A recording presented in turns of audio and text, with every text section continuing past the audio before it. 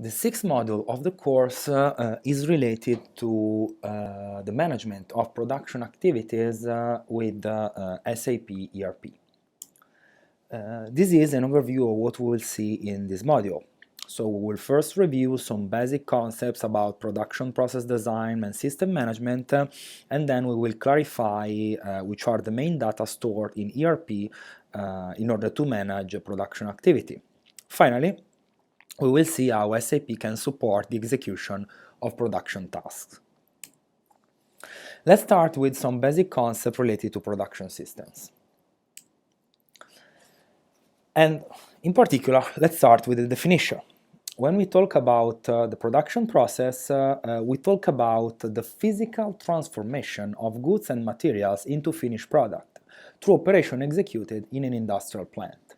For example, here you see represented the steps of cheese production.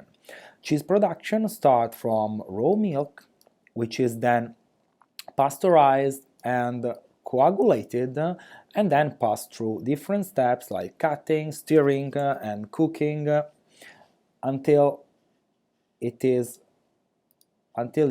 pressed and put in the final shape, which is then reaped with cheese, which is then stored in shelves and ready to be sold to the final market. The production process takes place in what we call a production system. A production system usually uses materials, human labors and tools to produce the finished output, so the finished product. To be executed, the production process needs also some sub-elements such a proper production organization and management, money to support the operation, and an up-to-date information system, which include also a deep performance measurement system in order to understand which are the performance of the production of the organization. There are essentially three basic introductory concepts for the analysis of a production system. First of all, we have the concept of the production process. The production process, namely, is the series of activities that are specific of a firm that physically receive inputs and converts this input into outputs. Then we have what we call the cycle time. The cycle time is no other than the average waiting time needed to process one unit before the following one will start its subsequent cycle. Finally, we have the concept of utilization or usage rate. Utilization or usage rate express how much a resource, which can be human, a machinery, a material, is used in practice compared to its theoretical availability.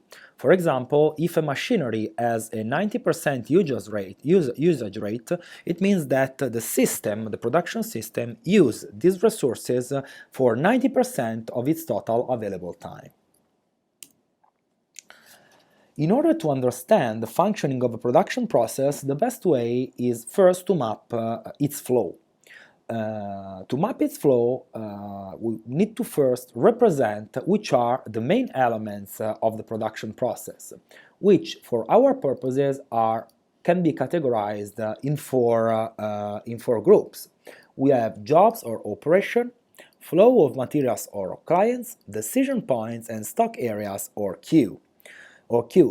Of course, the ideal methodology is to start to do the analysis of a process by distinguishing the type of elements, but let's describe each of them in detail in the following slides.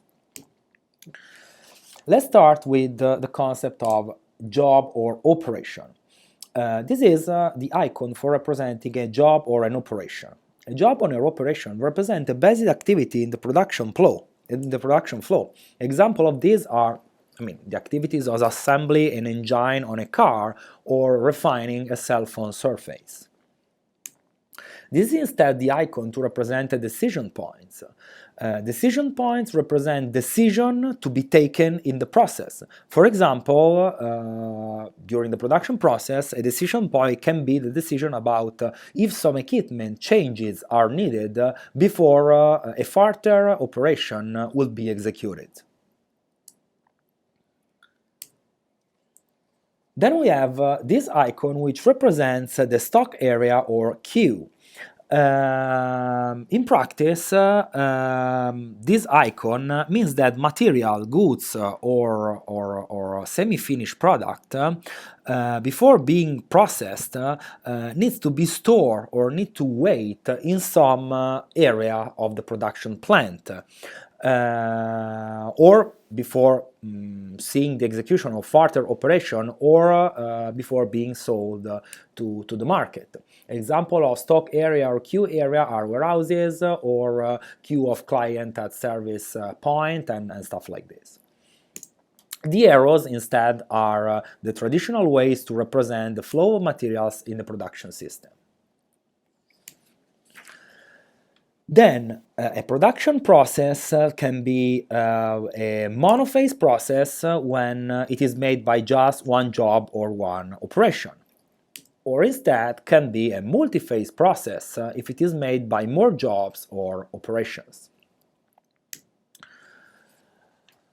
More, a process can be represented or can present what we call a buffer.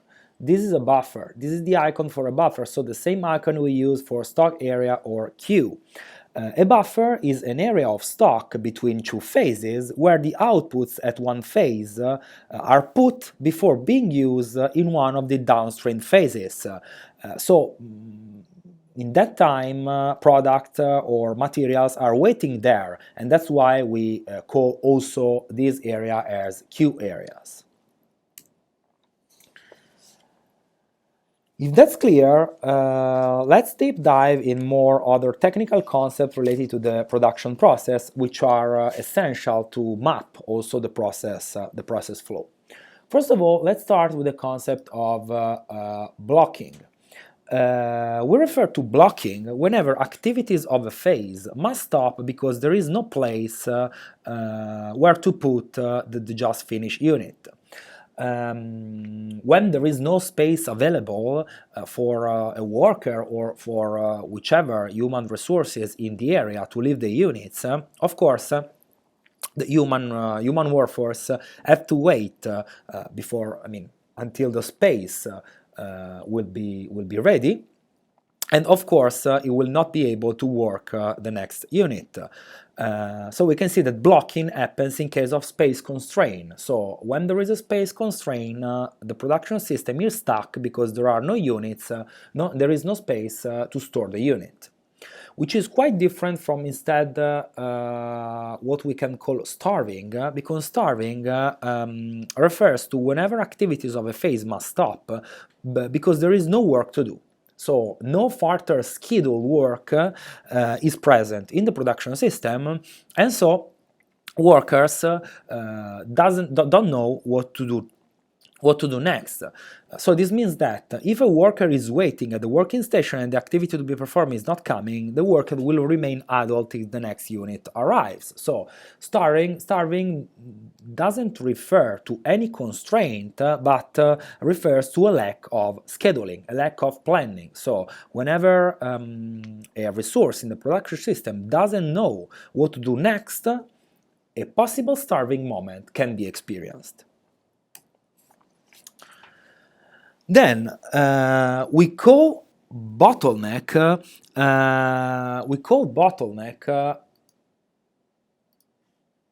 whichever element in the production system that doesn't work at the same rate of the other jobs or the other machinery or the other resources.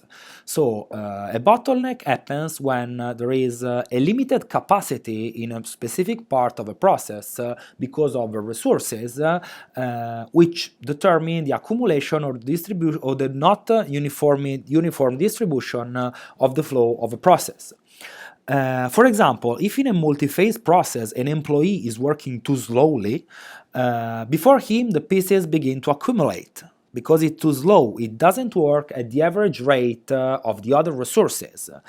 And in this case, it represents the capacity limitation of the process and so a bottleneck because when resources arise there, the rate of the pace of the process needs to be slowed down because its working pace is lower than the average of the system.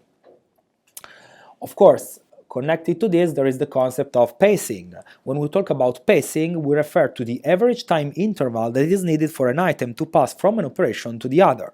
For example, if the pace of the system is 2 minutes per unit, it means that on average the process time of the system is 2 minutes. Again, if every resource is one resource works slower than 2 minutes, so the average pace of the system, this may represent a bottleneck for the system. Finally, we refer to setup time instead to include the period required to prepare a device, a machine, a process or system in order to be ready to function or accept a job. For example, if I am on a car assembly line and the car assembly line should switch from a sport car manufacturing to a SUV production, it is likely probable that the line will need to be reconfigured in some parts in order to be ready to realize the new model, the new family of car. The reconfiguration time needed is called setup. According to the information that we have discussed so far, we are now ready to see some example of production process mapping. Let's start with the first one. In the first one, we can see that the production system to work needs 1 ton per hour of raw material. These materials are processed by a machine, so a plant, a workstation, which generate on average 0.3 ton per hour of scrap. So 30% of the initial raw material is rejected or is scrapped while processing it through the system. The 0.7 ton per hour remaining is then subjected to quality control. According to the average functioning of this quality control, we can see that on average 10% of the processed raw material, which is now a real product, is scrapped, so is not considered having the standards quality for the organization and so is rejected, while instead the 90% on average is considered as compliant and so it can be used to be sold as finished product, or it can be passed to the following operations. In the second case, instead, the raw materials which is stocked in a buffer or in a waiting or queue area is given in input to the system in a quantity which is 50 euros, which costs 50 euros per kilogram. Immediately after exiting the raw materials queue area, waiting line, buffer, call whatever you want, the raw material is subject to quality control. And according to the functioning of this quality control system, 90% is immediately considered as okay, so compliant with the quality of the organization, while 10% is rejected. The 90%, which is okay, can pass through the workstation A in order to be transformed and processed into the finished products, which is then sold at 100 euro per kilogram. While instead 10% of scrap is sent to the special B workstation, which is able to rework this scrap, of course, by experiencing more costs, the cost of reworking, but it's able to recover this scrap and transform this scrap in finished product, which can then be sold as finished product at the same price.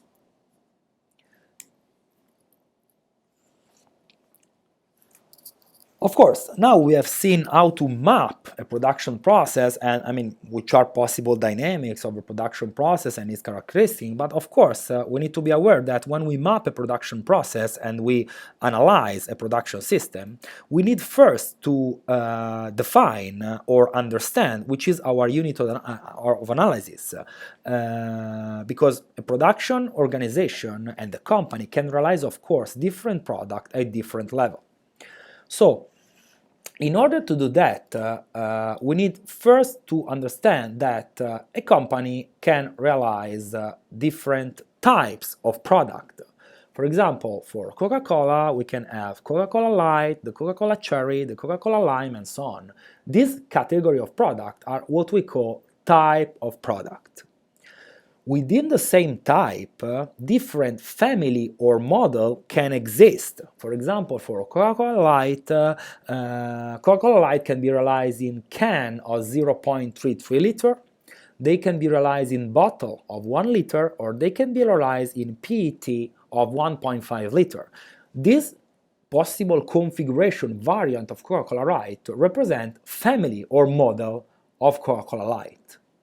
Then, finally, within the same family or model, different items or stock keeping units, namely SKU, can be realized. Again, if we consider Coca-Cola Light in a 0.33 liters can, Coca-Cola can realize this in a 6-can package, in 4-can package, or in the larger 12-can tray. So when we map a production system and a production process, we need to understand which is the unit of analysis that we are mapping. We are mapping the production process of the type, of the family or model, or the item of production. This is essential because according to this, the complexity and also the elements that are included in our system and in our analysis will be different. Finally, because before going more in detail about production system organizations and options, it is good to clarify which are the 3 fundamental steps of a production system design. First of all is driven by the product. All start with the product design. Because once the product is designed and its characteristics defined, a first important element for production system and also for your ERP system is determined. What we call the bill of material.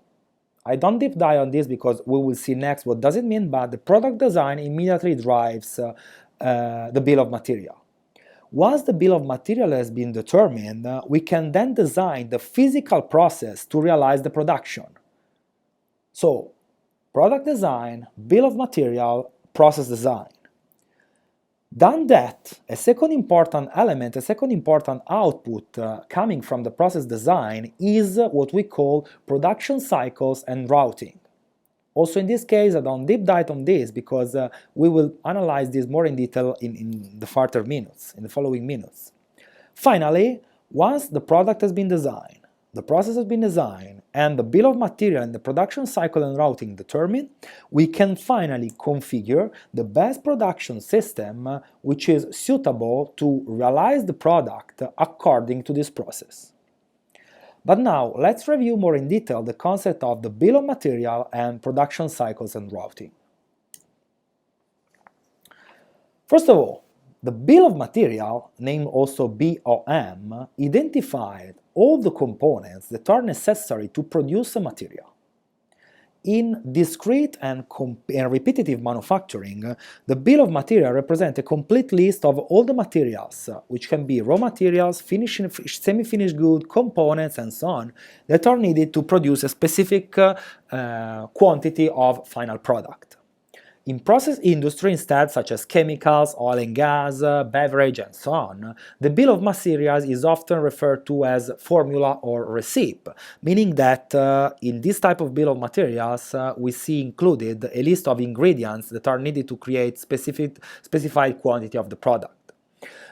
In this case, we see, an hybrid because we are talking about the food industry, because we are talking about the cheeseburger, but it is a physical product, so it is more it more look like as a traditional bill of material, but here we see that to realize a cheeseburger, which is the final product, we need bread, we need cooked meat, we need salad, and we need mayonnaise. This is the formula of the cheeseburger, the recipe of this cheeseburger, but also these are the components that are needed to realize the cheeseburger. There is also a further level of detail because cooked meat can be molded meat and chopped meat.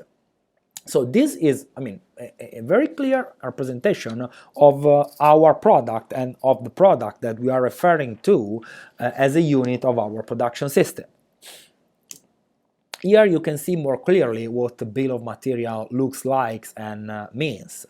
A bill of material is a hierarchical depiction of the materials needed to produce a finished good or semi-finished good, and it can be represented horizontally, like the case of the cheeseburger that we have seen before. So we have the horizontal level and the aggregation of the different materials at different level, or vertically. So in case of bill of material very hard to be represented in an horizontal way, we can do it also vertically. Of course, bill of materials looks like can range from very simple to very complex depending on the problem on the product.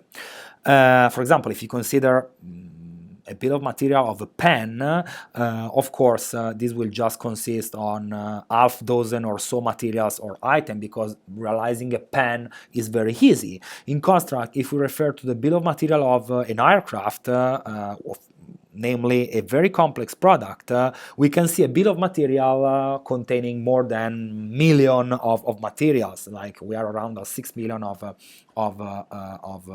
materials, and also many levels. For example, a pen bill of material has just 3 levels, and the bill of material of an aircraft instead may have more than 50 levels. So imagine the complexity.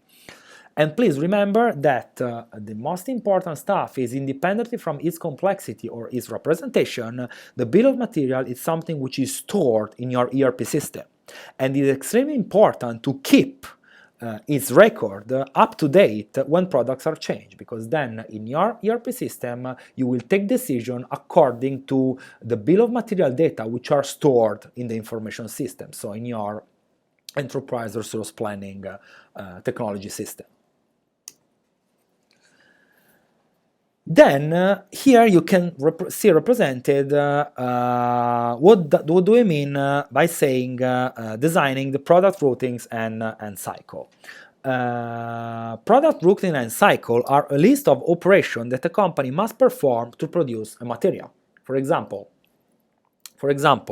here you can see that to realize the product which is under the analysis, we need 5 phases, which are number 10, 20, 30, 40, and 50, and this realize the product routing. I mean, these are the sequential steps that the product needs to follow in order to arrive to the final configuration.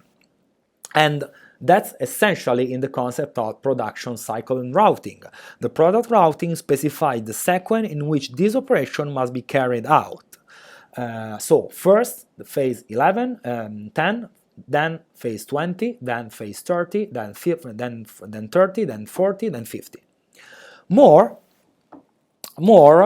in each line of the product cycle and routing, the characteristic of the work center where the operation needs to be performed are specified. In this case, for phase 10, we know that the activity to be performed is cross-cutting, and the machine where these activities need to be performed is the cross-cutting machine I11. And also we have information about the timing, because we know always for phase 10 that the working time, so the time of the process time at machine 11 is 30 seconds, and in order to prepare this machine to welcome this product, we need a setup time of 4 minutes. So 30 seconds plus 4 minutes represent what we called before the cycle time. So time for setting on the machine and time for executing the operation. In order to have the following unit coming to this machine, we need to wait a setup time plus the working time. In this case, we don't have any tools to be used in order to perform these activities, but in other cases, we see that for the late operation, we need tool XYZ or RRR and so on. This is exactly how a production cycle and routing design looks like. So for each phase, we describe the activities to be performed, the machine where it should be performed, the working time and the setup time needed, and additional tools. Again, each operation refers to a work center. We will see again this concept when we deep dive in object and data of production in ERP. A work center is a location where value-added activities are carried out in order to produce product or work-in-process materials. It is where specific operations such as drilling, assembly, painting are conducted. You see, cross-cutting, lathe, trimming, grinding, and so on. A work center can be a machine, can be a group of machines, an entire production line, a work area, whatever. It depends on the unit of analysis that the company adopts. But in your perspective, it should be clear that a work center is associated to a production phase, and it is where value-adding activities, manufacturing activities, are executed.